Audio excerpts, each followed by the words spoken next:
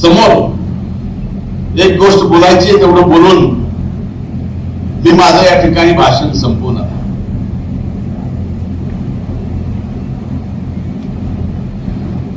ज्या वेळेस नगरपालिकेच्या निवडणुका चालू होत्या,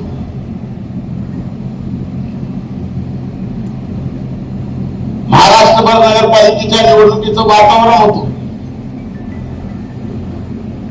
मी मात्र वेगळ्याच वातावरणात होतो. सर्व दूर एकट्या धनंजय मुंडेला बदनाम करण्यासाठी जे काय करता येईल ते महाराष्ट्रातले मोठे मोठे मोठे मोठे नेते करत होते. मग शेवटी मला वाटलं की आपल्यात काहीतरी नक्कीच असेल, त्याच्याशिवाय हे संपवायला आपल्याला निघाल. त्यांना असं वाटत असावं की हे बाबा आपल्याला पुरून मुरत.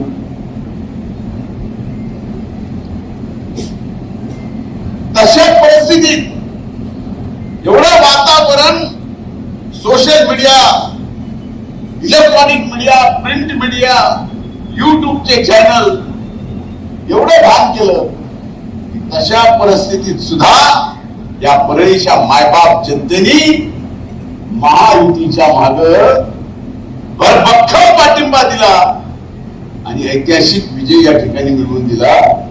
नगराध्यक्ष पदाचे आपले विजयी उमेदवार ज्यांनी आपल्या नावाने बाजीराव भैयाला पद्मश्री दिलेली,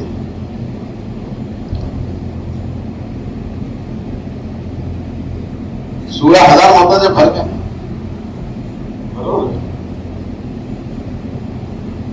बाकी नगरसेवक मला माहिती आहे कोण किती फरकानं आलाय, कोण किती फरकानं गेलंय. काही नगरसेवकांना तर माहिती आहे ना की तो कसा निवडून आला, मला एकट्यालाच माहिती. आणि पहिली वेळ नाही, ज्याला पाडलाय त्याला मी तसाच निवडून आणला, आणि जो आलाय त्याला आणखीनही माहित नाही तो कसा निवडून आलाय. असं सगळं ऐकून आपल्या सगळ्यांनी कष्ट घेतले, त्यातून आज परळीच्या मायबाप जनतेने आपल्यावर जिम्मेदारी दिली आहे. ही जिम्मेदारी आपल्याला अतिशय यशस्वीपणे पार पाडायची आहे.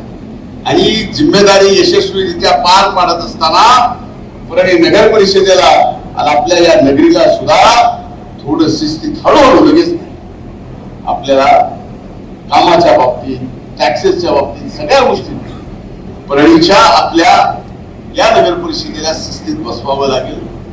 तर पुढे चालून मोठ्या मोठ्या योजना या ठिकाणी येतील. आतापर्यंत त्या दिवशी तुम्ही